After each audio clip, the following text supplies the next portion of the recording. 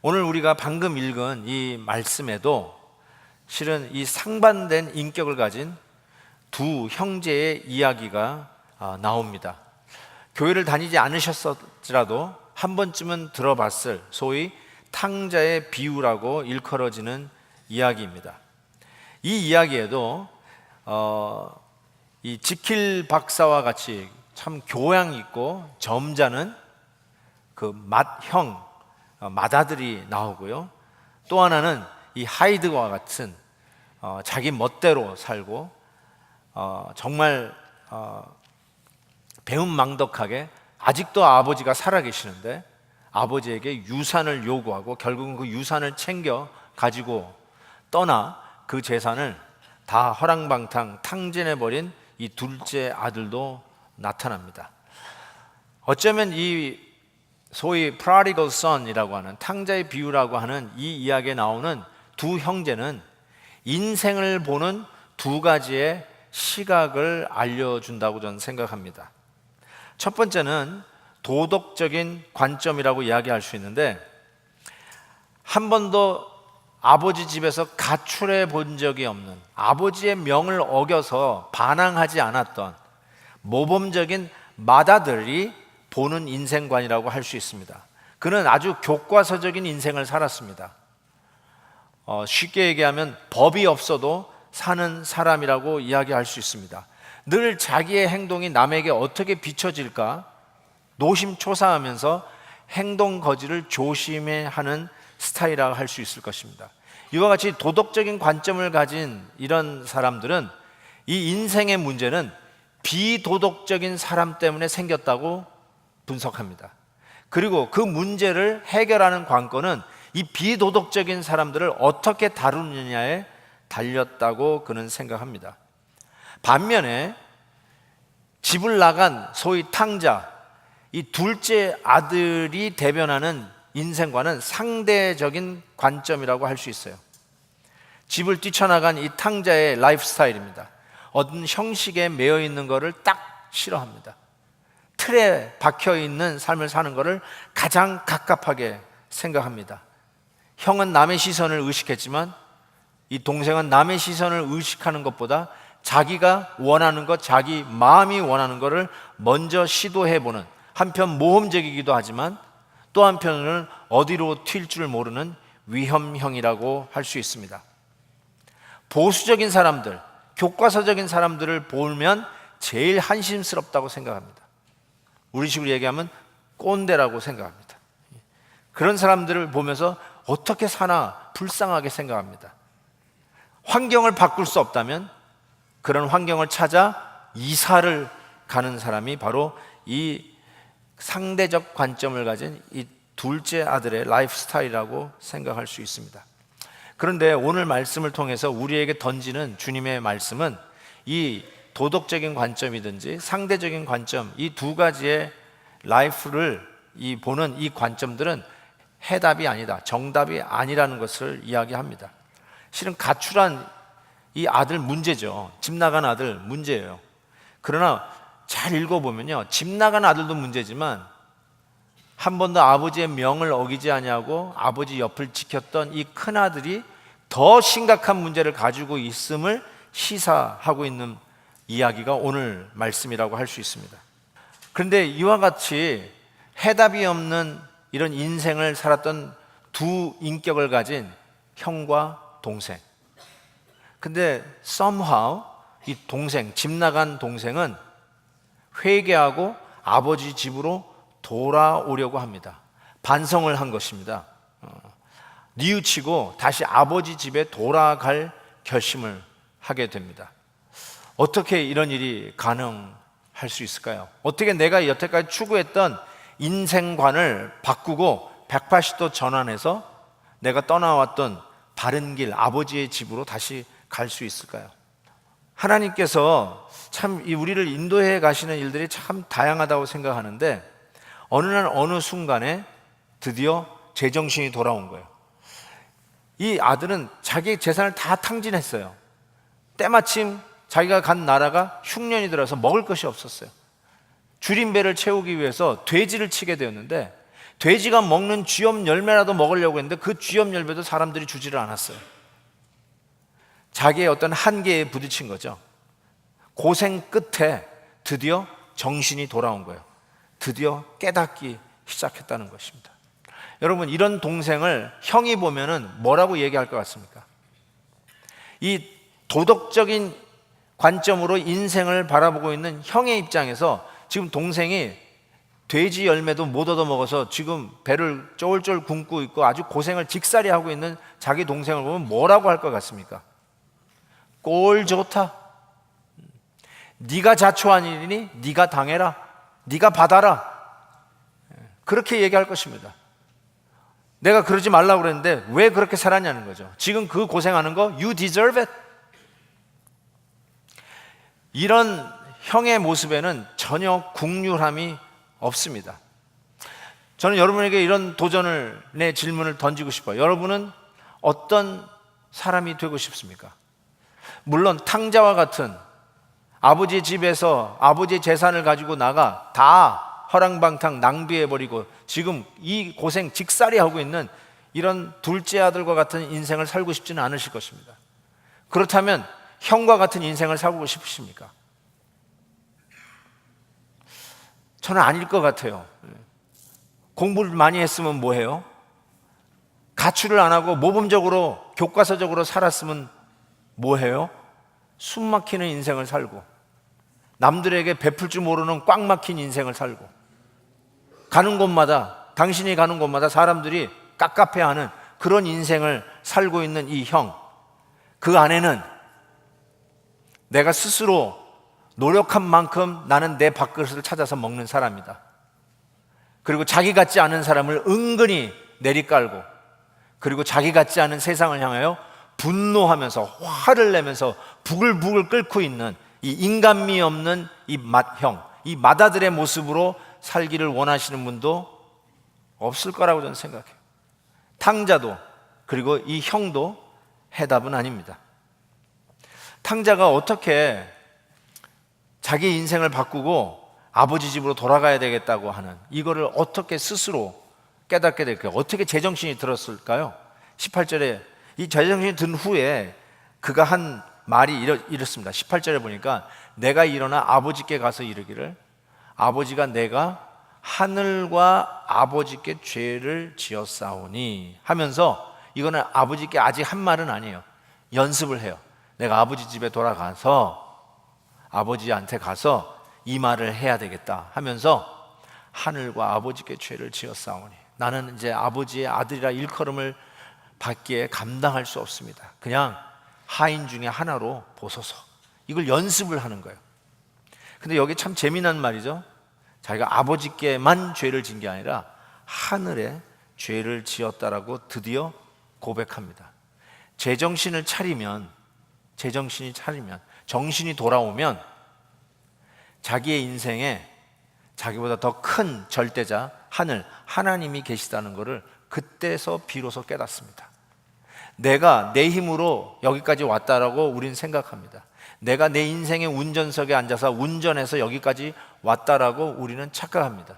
그러나 자기도 어쩔 수 없는 한계에 부딪히면, 내가 아무리 노력해도 더 이상 내가 할 수 없는 그 순간에 부딪히면, 그때 비로소 정신이 들면서 나를 만드시고 나를 알고 계시고 나를 여기까지 데려다 놓으시고 내가 할 수 없는 그 상황 속에서 하나님의 인도로 내가 여기 와 있다는 걸 깨닫게 하시는 나보다 더 큰 존재 하나님에 대하여 생각하기 시작합니다. 그러면서 드디어 방향을 틀어 자기의 죄를 고백하기 시작하죠. 바로 이 둘째 아들은 여기에 대해서 정신이 돌아온 거예요. 하나님이 계셨구나. 난 내 마음대로 살면 될 줄 알았는데 그게 아니었구나. 그걸 깨달았어요. 형은 어떨까요? 여러분, 이 동생이 돌아왔어요. 동생이 돌아온 것을 아버지가 너무너무 행복해 하셨어요. 그래가지고 잔치를 베푸신 거예요. 잔치를 베풀었는데 이거를 못마땅하게 생각한 게 형이에요. 동생이 돌아왔으면 같이 즐기고 같이 그 파티에, 잔치에 참석했어야 되는데 그 파티에, 잔치에 들어가는 걸 거부했어요. 그래서 아버지가 나가요. 야, 들어와라, 들어와라. 같이 참석해라. 그때 이 형이 아버지에게 이런 말을 합니다. 29절에 아버지께 대답하여 이르되 내가 여러 해 아버지를 섬겨 명을 어김이 없거늘 내게는 염소 새끼 하나 주어서 나와 내 벗으로 즐기게 하신 일이 없더니 Why now? 이런 뜻이죠. 저는 아버지 마음을 모르고 아버지가 아직 돌아가시도 않았는데 재산, 유산을 챙겨가지고 달아난 이 둘째 아들이 아버지의 마음을 아프게 했다라고 생각해요. 그럼에도 불구하고 가출은 안 했지만 아버지 옆에서 아버지의 명을 한 번도 어기지 않았던 이 아들이 하는 말이 아들로 아버지 옆에서 기쁘게 일한 게 아니라 노예처럼 일했다는 이 말이 비수와 같이 아버지의 마음에 꽂혔을 것이고, 또 하나, 아버지가 나한테 뭐 해준 게 있습니까? 염소 새끼 한 마리 잡아서 내 친구와 먹게 잔치 한번 안 베풀어 주셨는데 아버지 나한테 뭐 하셨습니까? 내가 이 많은 해 동안 아버지를 노예처럼 섬겼는데 아버지 나에게 해준 게 뭡니까? 아버지의 마음을 어쩌면 둘째 아들보다 더 아프게 했다라고 저는 생각해요. 형이나 동생 둘 다 실은 길을 잃어버린 죄인이었어요. 아버지의 마음을 모르고 떠난 아들, 아버지 옆에 있었어도 아버지의 마음을 더 모르고 있었던 큰아들. 실은 아버지의 유산을 달라는 말은 이런 말 아니에요? 아버지 왜 안 죽어? 왜 빨리 안 죽어? 죽어야 내가 유산을 받을 텐데 왜 안 죽어? 아버지 죽는 거 기다릴 수 없으니까 지금 내놔. 아버지 죽었으면 좋겠다. I wish you were dead. 그런 소리잖아요. 근데 큰아들도 마찬가지예요. 아버지가 없었다면 내가 키운 내 살진 송아지 잡아가지고 나도 내 친구들 막 불러가지고 얼마든지 파티를 하면서 지낼 수 있는데 아버지가 있으니까 그냥 염소 새끼 한 마리 잡지도 못하고 이렇게 노예처럼 아버지 집에서 살고 있습니다. I wish you were dead. 똑같은 말이에요. 큰아들이나 작은 아들이나 아버지가 죽었으면 좋겠다. 아버지 없었으면 내가 더 잘 살 텐데, 아버지가 없었으면 그게 다 내 것이 될 텐데, 아버지 없었으면 내 마음대로 내 원하는 대로 살 텐데, 그게 행복인 줄 알았는데 둘째 아들은 그게 행복이 아닌 것을 드디어 깨닫고 아버지 집으로 돌아오고 있습니다. 동생은 깨달은 거예요. 뉘우친 거예요. 근데 형은 아직도 깨닫지를 못해요. 어쩌면 오늘 이 비유문은 탕자를 위한 이야기라기보다 아버지 집에서 나가지도 않고 아버지 집에 있는데 모범적으로 규범 잘 지키고 한 번도 아버지 명령을 어기지도 않는 착한 아들인 것 같은데 실은 기쁨이 아니라 노예처럼, 그리고 아버지가 나한테 뭐 해줬어, 이런 불만과 불평으로 부글부글 끓고 있는 이 형이 더 큰 문제인 것을 들추어내는 이야기라고 할 수 있습니다. 어쨌든 이 동생이 드디어 아버지 집으로 돌아오는데요, 그 연습했잖아요. 어떻게 회개할지를. 내가 하늘과 아버지에게 죄를 지었습니다. 아버지의 아들이라 일컬음을 받을 수 없습니다. 그냥 하인 중에 하나로 여기소서. 이걸 막 연습을 했는데 이 말을 하기 전에 something happened. 뭔가 먼저 일어났어요. 그게 뭔지 아세요? 20절, 21절을 보면 아버지께로 돌아가는데 아직도 거리가 먼데 아버지가 이 돌아오는 둘째 아들을 보고 측은히 여겨 슬로우 비디오 달려가 목을 안고 입을 맞췄습니다. 그리고 나서 아들이 자기가 연습했던 회개문을 고백하는 것을 보게 돼요. 여러분에게 여쭤보고 싶어요. 여러분의 아버지가 혹시 여러분 보고 너무너무 기뻐서 여러분에게 뛰어온 아버지 있으시면 한번 손 들어주세요. 그거 경험해 보면, 우리 아버지가 날 보고 막 나한테 뛰어왔어, 이거 경험해 보신 분 계세요? 어렸을 때는 했겠죠. 그건 다 있어요. 근데 다 커서 있어요? 할렐루야. 야, 정말 대단한 아버지입니다. 저는 우리 아버지가 나한테 뛰어온 거 본 적이 없어요. 아버지는 안 뛰는 거예요. 아버지가 왜 뛰어요? 점잖은 분이면. 할아버지가 뛰는 거 봤어요? 근데 여기서 아버지가 뛰어요. 멀리서 오는 그 아들, 가출할 때의 모습이 아닐 거예요. 그 멋있게 입고 나간 그 아들이 아니라 완전히 가난에 거렁배지가 돼가지고 돌아오는 그 아들, 저 멀리서 봤는데 한눈에 알아봤어요. 내 아들이에요. 그리고 그 아들 보자마자 소위 체면 가리지 않고 이 노구의 아버지가 뛰기 시작했어요. 막 아들에게 뛰어가더니 이 아들이 연습한 말, 아버지 내가 죄를 지었습니다 말을 하기도 전에 허가하고, 괜찮다, 넌 내 아들이다, 괜찮아, 온 걸로 고마워, 그러면서 막 키스를 하고 비벼대는 바로 그 모습을 이 아버지가 보여주셨어요. 예수님이 왜 이 이야기를 하셨을까요? 바로 아버지를 떠난 죄인인 저와 여러분을 하나님 아버지께서 이처럼 사랑하신다는 뜻이에요. 이렇게 지저분한데 어떻게 아버지 집에 가? 씻고 가야지, 옷을 갈아입고 가야지, 그래야 아버지가 좀 봐주지 않을까? 그게 아니에요. 그래야 아버지가 여러분을 안아주고 입 맞춰주는 게 아니라 아직도 냄새 펄펄 나는 우리들 돌아오는 그 먼 모습을 보면서 달려가 안고 입을 맞춰주세요. 그리고 나서 이 둘째 아들이 회개를 시작합니다. 그래서 이런 말을 해요. 회개는 사랑이 선행되어야 돼요. 우리는 이런 생각해요. 싹싹 빌면 그때 사랑을 주실 거라고 생각하죠? 아닌 그래요. 하나님은 사랑을 먼저 주세요. 조건 없이 안아주세요. 조건 없이 냄새나는 우리에게 입을 맞춰주신데 끝없이 맞춰주세요. 그때 비로소 마음의 문이 열리고 얼었던 마음이 녹아내리면서 회개가 터져 나옵니다. 여러분, 이게 사랑인 것 같아요. 고백하기 전에 용서한다, 씻기 전에 입 맞춰주는 이것이 사랑이에요. 그때 나오는 게 회개라는 것을 알 수가 있어요. 우리 지난 주간에 우리 고난 주간을 정말 은혜롭게 지냈습니다. 특별히 오셨던 강사 목사님께서 화요일 날인가요? 이렇게 말씀을 전해주시면서 자기 둘째 딸 얘기를 하셨어요. 그러면서 그 둘째 딸이 심각한 디프레션을 앓고 있었고, 그리고 자살 충동 속에 살고 있는 딸이었어. 정말 늘 초조했다라는 얘기를 말씀해 주셨죠. 그러다가 첫 아이를 낳는데 그 첫 아이가 숨을 못 쉬는 거예요. 그래서 그 숨 못 쉬는 애를 데리고 이머전시로 뛰어가면서 전화를 했어요. 아빠, 이 아이 죽으면 나도 죽을 거야.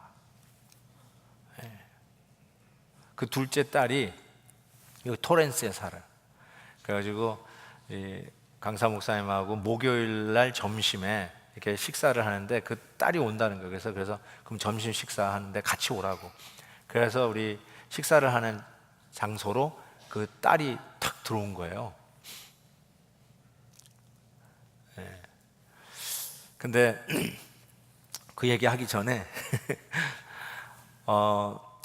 한 번은 저희 아들이 저한테 와가지고 그러니까 학교 다니는 대학생 때였어요. 그러면서 들어와가지고 아빠, I need to ask your permission 하면서 뭘 허락을 받으러 들어왔어요. 그래서 뭐 그랬더니 나 귀를 뚫고 싶대요. 그래서 귀를 뚫는다는 거예요. 그때 막 이 동성 연애자들이 이게 귀걸이 하고 다니는 게 유행이었는데 그게 정말 마음에 안 들었어요. 그래서 이렇게 얘기했어요. Over my dead body. 나 죽으면 해. 죽으면 깃들어라 그랬어요. 그랬더니 참 감사하게도 귀를 안 뚫고 대학을 졸업했어요. 그렇다고 해서 제가 귀 뚫은 사람을 싫어하지는 않습니다.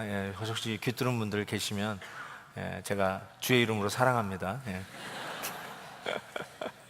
그런 후에 이 아들이 또 들어왔어요. 나중에 대학 졸업하고 나서. 그래서 I need to ask your permission. 그래서 또 뭐냐, 이것도 심각한 거구나 그랬더니 뭘 그랬더니 자기 몸에 문신을 새기고 싶다. 태투하고 싶다는 거야. 야, 이 등에다가 용을 그리고 싶다는 등 뭐, 야, 그래서 제가 뭐라고 그랬게요? Over my dead body. 예. 아빠 죽으면 해. 아빠 죽으면 해. 다행히 안 했어요 또. 근데 다행히 안 한 건 좋은데 그리고 집을 나갔어요. 예. 근데 요번에 온 그 아까 제가 얘기했던 그 목사님 딸, 그 자살 충동에 있었던 딸이 두 아이, 이제 그 죽을 뻔했던 아이가 5살이고 2살짜리 애 둘을 데리고 식당에 들어왔는데 씩씩거리면서 들어왔어요. 씩씩하게 들어왔어요. 씩씩거리긴 아니라 씩씩하게 들어왔는데 이 딸이 머리를 빡빡 밀었어요. 빡 밀었어요. 왜 밀었냐 그러니까 애 둘 키우느라고 머리 빗을 시간이 없어. 밀어버렸대. 거기에다가 이 터미네이터 선글라스, 그 새까만 선글라스 딱 두고 애 딱 두고 들어왔는데 깜짝 놀랐어요. 거기다가 여기 귀에 한 구멍 10개는 뚫었어. 그리고 제가 제일 섬찟한 건 코골이까지 했어. 코까지 뚫었어. 제가 그냥 표정 관리하라고 아주 놀랐어요. 근데 나중에 이 그 짧은 팔 티셔츠를 입고 왔는데 이쪽에 그냥 문신이 새겨져 있는데 이렇게 했는데 문신이 쫙 새겨져 있어요. 근데 이렇게 돼요. 일어나 빛을 발하라. 주 예수를 믿으라. 그리하면 너 안에 주 구원을. 문신 보여주면서 막 전도하고 다녀 막 이러면서 몸 안에도 있다고 그러더라고요. 그리고 앉았는데 이렇게 식사를 하기 시작하는데 그렇게 호탕할 수가 없어요. 내가 이렇게 좋은 사람 만나본 적이 없어요. 그렇게 성격이 좋아요. 한국말도 잘하고 영어도 잘할 뿐만 아니라 남편이 중국 사람인데 중국말도 잘해. 와, 정말 3개국을 하면서 너무너무 잘해. 야, 어떻게 저렇게 호탕할까? 그러면서 제가 마음에 닫혔던 문들이 확 열리고 특히 귀 뚫는 거 하고 문신 새기는 거, 코 뚫는 거 이런 거에 마음에 막 풀린 거 시작했어요. 그러면서 집 나간 아들이 생각이 났어요. 그래서 내가 마음 먹었어요. 이제는 우리 아들이 귀 뚫겠다, 문신 새기겠다 그러면 그렇게 허락해 주려고 마음을 먹었습니다. 이 말을 여러분이 전해주지는 마세요. 제가 직접 얘기할게요. 제가 직접 얘기하겠습니다. 그 성도님 중에 아주 부지런한 분이 있어요. 야, 니네 아버지가 오늘 설교하는데 너 해도 된대. 제발 제가 직접 하게끔 해주세요. 제가 그 둘째 딸, 목사님의 둘째 딸하고 이렇게 밥을 먹으면서 목사님하고 사모님을 봤어요. 얼마나 많이 참아내셨을까? 얼마나 많이 허그해 주시고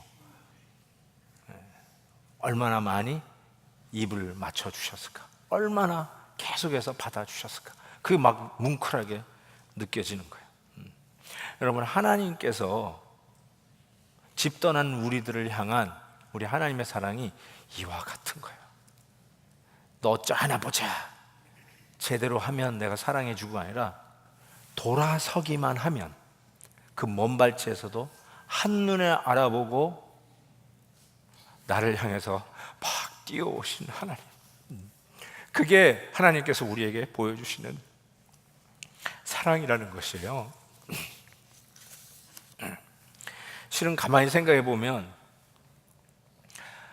노구의 아버지가 뛰어가기 전에 어쩌면 밭에서 일하고 있었을 형이 동생 먼저 봐야 되는 거 아니에요? 아, 동생 왔구나 하고 먼저 뛰어가 줘야 되는 것이 형 아니에요? 그리고 아버지가 새 옷 입혀라 하기 전에 동생 씻겨주고 새 옷 입혀줘야 될 게 형이 할 일이 아니에요? 그리고 가만히 생각해 보시면 동생이 나갈 때요 유산을 챙겼잖아요. 근데 동생에게만 준 게 아니더라고요. 오늘 말씀 보니까 유산을 주면서 각각 나눠줬어요. 각각이란 말이 있어요. 그 말은 형에게도 준 거예요. 이미 돌아가시기 전에 다 나눠준 거예요. 그렇다면 지금 이 살진 송아지는 누구 거예요? 형 거예요. 동생에게 끼워준 가락지, 반지 그거 형 거예요. 신발 그 형 거예요. 새 옷 입혀주셨어요. 그 형 거예요. 근데 아버지가 그거를 챙겨요. 형은 왜 안 했을까요? 왜 지금 울고락불고락 하면서 지금 화를 내면서 그 잔치에 들어가기를 거절하고 있을까요? 왜냐하면 왜 내 거 가지고 그러냐는 거예요. 왜 동생이 내 옷 입고 내 손가락 이 반지를 끼고 왜 내 신발 신고 왜 내가 밥을 먹이면서 키웠던 살찐 송아지 잡고 저 파티를 하냔 말이야. Why at my expense? 내 거란 말이에요. No way. 왜 내 걸 가지고 동생이 즐기냔 말이에요. 그런데 실은 원래는 이게 진짜 형이 해야 할 일이 아니에요. 이 형을 보면서 우리는 참된 형이 필요하다는 것을 깨달아요. 죄인이 돌아왔을 때 죄인을 환영하고 맞아줄 때 진짜 형이 필요해요. 근데 저와 여러분에게 진짜 형이 있어요. We have a true older brother. 바로 오늘 부활하신 예수 그리스도가 우리의 맏형이에요. 아니면 맏오빠예요. 왜요? 여러분이 입으신 옷은 십자가에서 벗겨지시면서 우리에게 입혀주신 우리 예수님의 의의 옷이에요.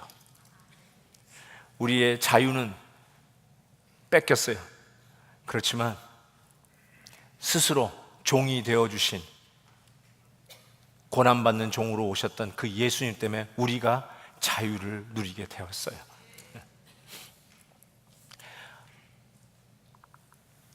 엘리 엘리 라마 사박다니 어찌하여 나를 버리시나이까 하고 아들의 자리에서 빼앗겨 주셨던 그 주님 때문에 우리가 이제 하나님의 자녀가 되었어요.